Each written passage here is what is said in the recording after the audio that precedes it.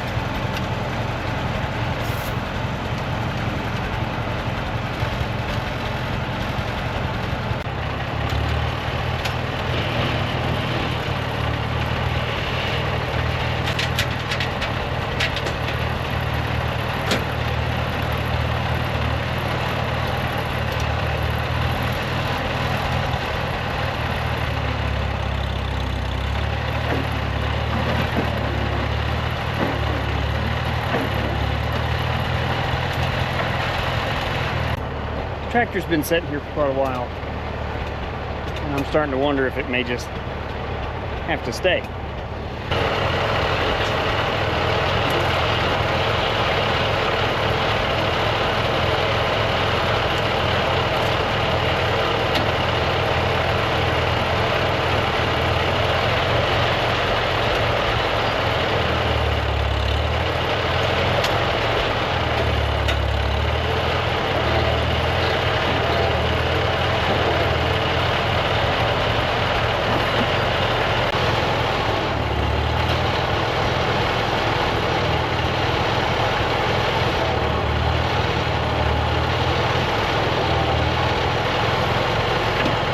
I don't know, it might be too wet.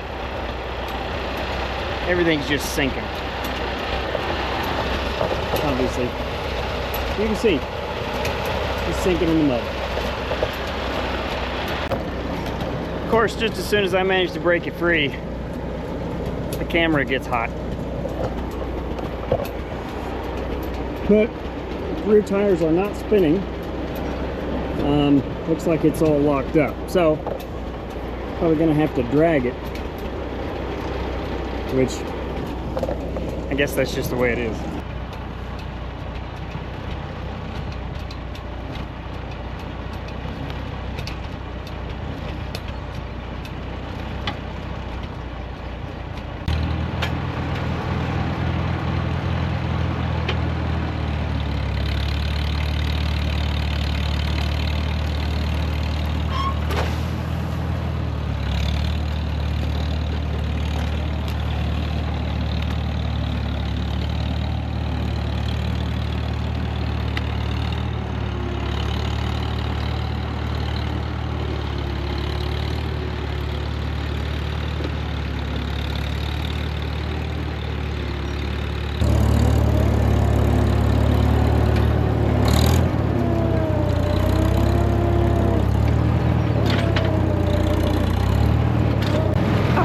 Oh, so close. Now we're just spinning. And I can't get the front wheels to stay straight. So that doesn't help either. Maybe this way will work. Spin it around, pull it that way. Hopefully the chain will help keep the front tires straight.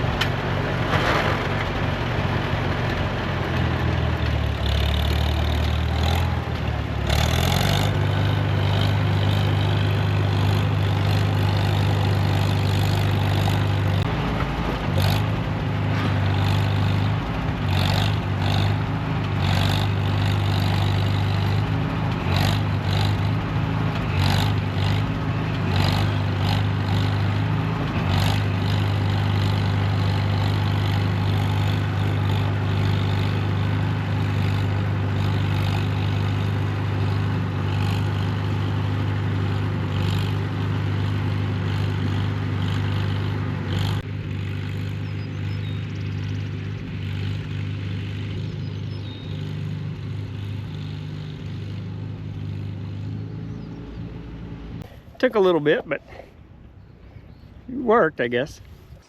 Now there's a few other things still sitting over there where this tractor was, but it's just gonna take me a few minutes to get those things moved. And the reason I need all this stuff out of the way is because I have a plan for this pasture on the north side of the property.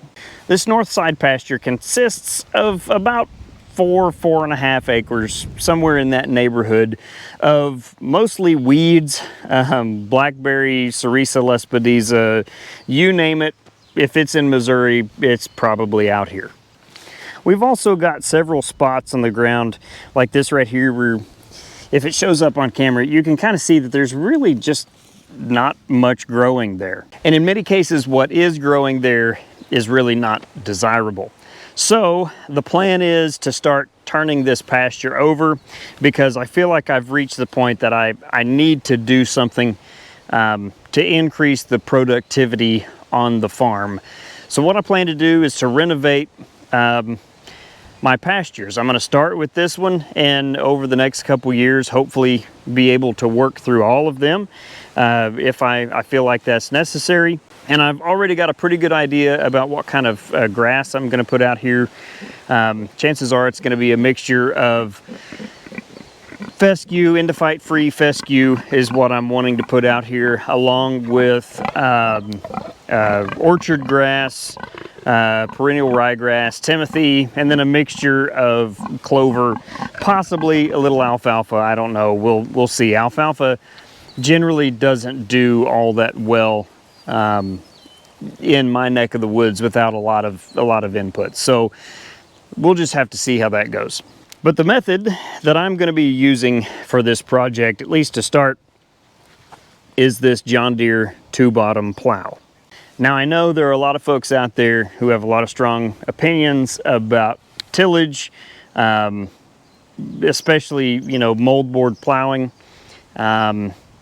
Frankly, I'm in a position where I feel like that's the best option that I have right now. And the reason that I feel that way is because of the prevalence of this stuff right here. This is Cerisa lespedeza or Cerisa lespedeza. It seems like the name changes depending on who you speak to. But this stuff right here is an invasive weed. While the goats will eat it, the cows, they don't like it once it reaches a certain stage. It has a whole lot of tannins in it, and so it becomes highly unpalatable to them. The goats, like I said, they will eat it all the way up through maturity.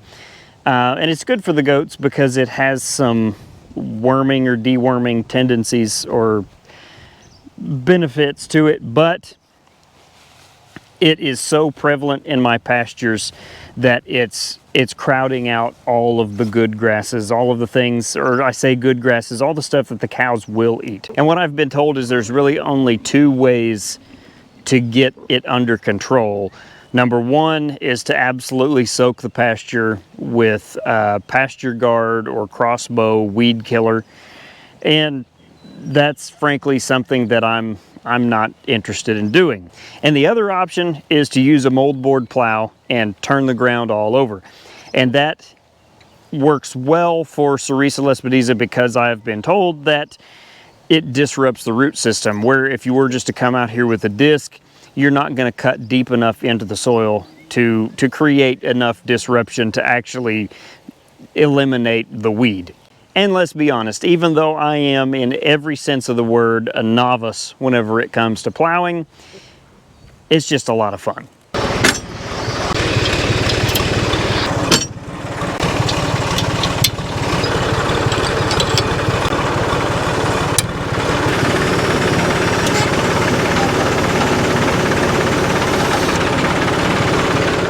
Like I said, I'm pretty much a novice whenever it comes to this, so please don't be too harsh.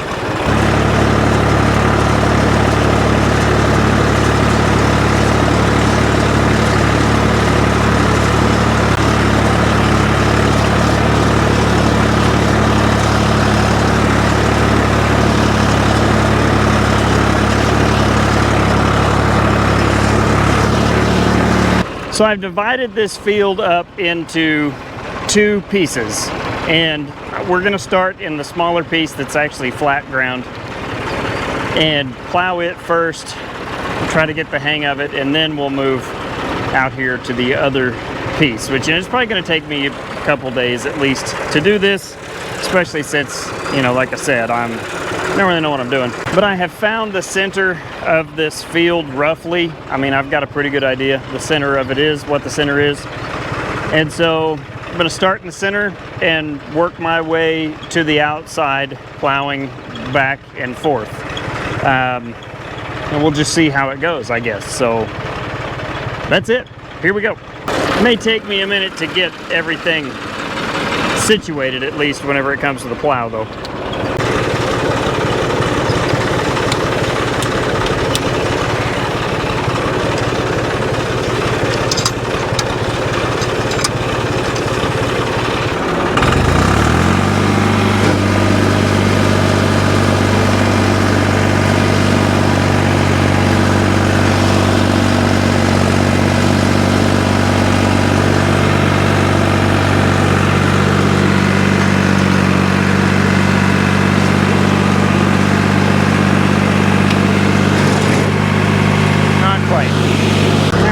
Keep adjusting and keep trying again.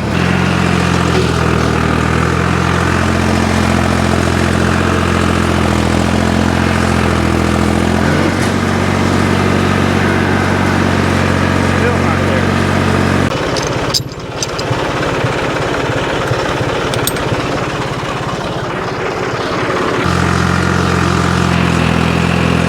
That's much better.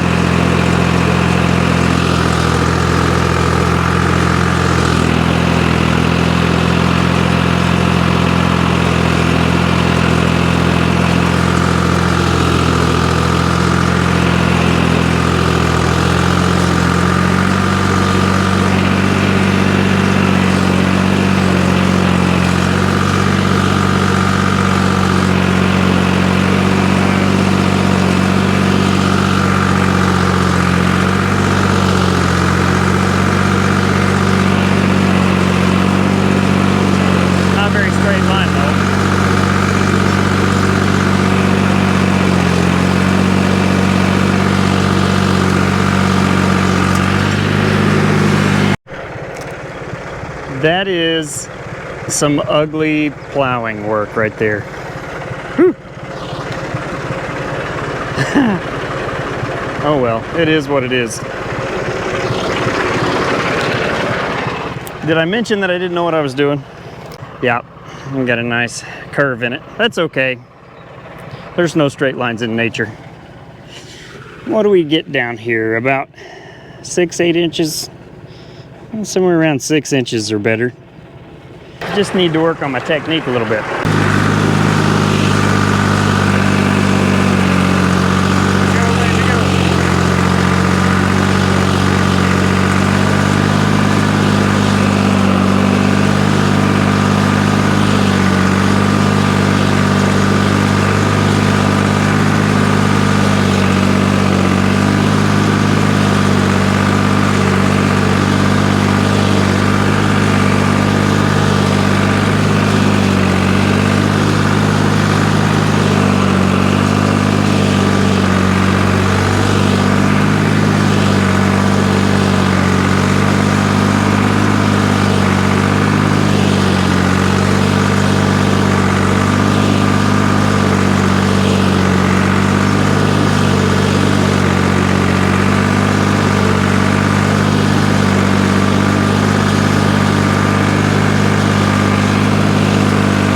I don't know. I think I've managed to put a couple good runs together.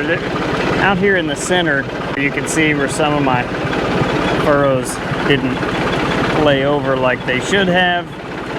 I think part of that is speed. Have I mentioned that I don't know what I'm doing? From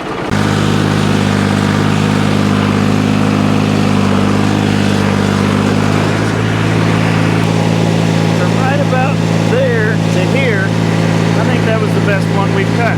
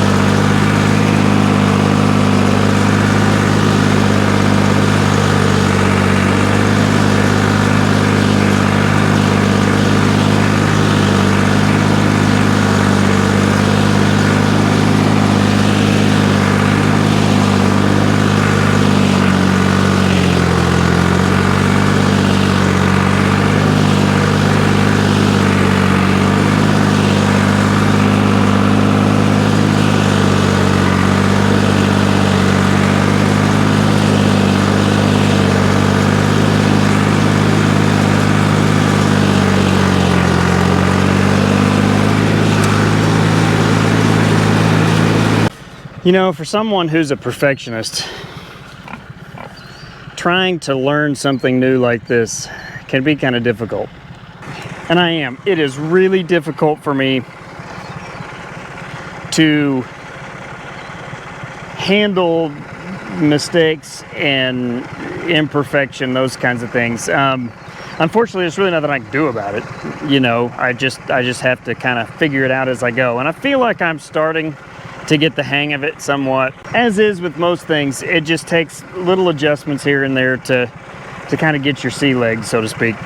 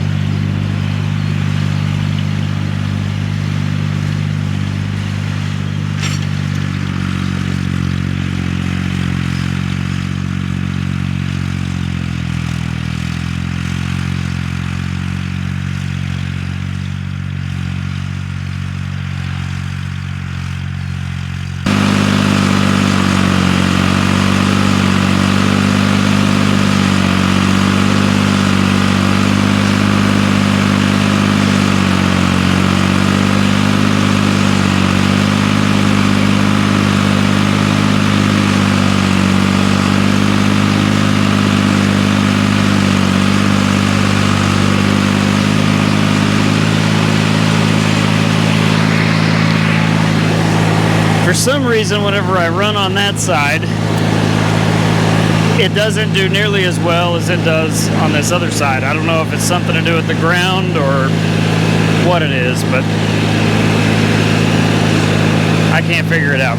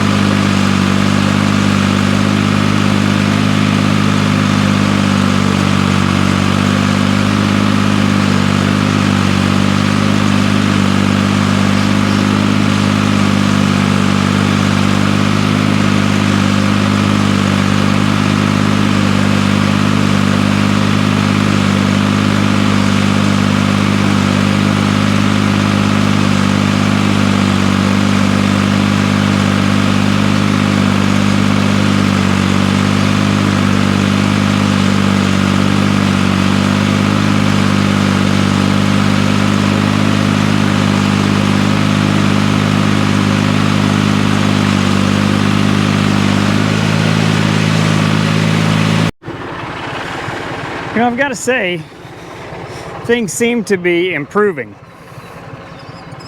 And I'll show you something here. This is what we want to see. These roots right here on our back side of our sod. Pretty sure that these nice long tap roots, that is our Sarisa lespedeza. You know, honestly, as I was saying, for this being the first time I've done something like this, at least on this scale, you know, I've plowed the garden before, but I've never run the plow through a field like this. I don't think it's going too bad. Once I kind of figured out depth, you know, those kinds of things, where to set the 3-point depth, I think things really improved, and I was able to kind of straighten out a little bit as I went. If you remember, there was a nice curve in it whenever I first started. And of course, on that side over there, I'm getting into more rocks, and that's affecting the way things are going. Haven't really got into a lot of rocks on this side, which one of the reasons I started in this area was because this is some of the best dirt on the place is right out here. So I figured if I kind of had to get my feet wet, this would be the area to do it, kind of figure out what I was doing. Because as we go over that hill over there, things get kind of rocky. So I'd like to learn as much as I can in a spot like this, and then maybe I'll be a little bit better prepared for the rough ground, maybe. So I was doing some thinking as I was on the tractor there. I mentioned before that one of the reasons, or the primary reason, that I'm plowing like this is to get down and disrupt the root system of the lespedeza that's out here. That lespedeza, it sends down whatever you call it, you know, a chemical into the ground that will neutralize other plants, other grasses, and so, you know, that's one of the reasons we want rid of it as well. But also, I'm a firm believer that, you know, you kind of have to, sometimes you kind of have to pick your poison. I know there's a lot of folks out there that are 100% no-till, you should never disturb the soil. Some of those folks, maybe they're a little bit more relaxed whenever it comes to spreading herbicides in mass quantities. I'm not against herbicides either, but you know, limited use. I don't like the idea of just absolutely soaking the place on it. You know, we've got a well, neighbors have wells. I don't know. I have a hard time believing that stuff doesn't eventually leach into the groundwater. But anyway, that's not really the point. You know, generally I'm opposed to the one-size-fits-all farming philosophy that seems to permeate different agricultural sectors, groups. And I think that the regenerative ag movement and the direct-to-consumer movement specifically, there seems to be a lot of that kind of thing go on, that if you don't do it exactly this way, then you know you're doing it wrong or whatever. But I'm a firm believer that you have to play the hand you've been dealt. You know, I really would prefer not to have to do this, but given the information that I have, the situation that I have, I feel like this is the best thing for me to do for my farm. And so that's what I'm going to do. And I wouldn't fault anyone for doing the same thing. I think it is important that we all figure out what is in our best interests and go from there. So that's my soapbox speech for this one. We're just about out of daylight, so I'm going to go ahead and sign off on this video and try to finish up as much as I can here before it gets dark. So as always, I appreciate you watching. We'll see you next time.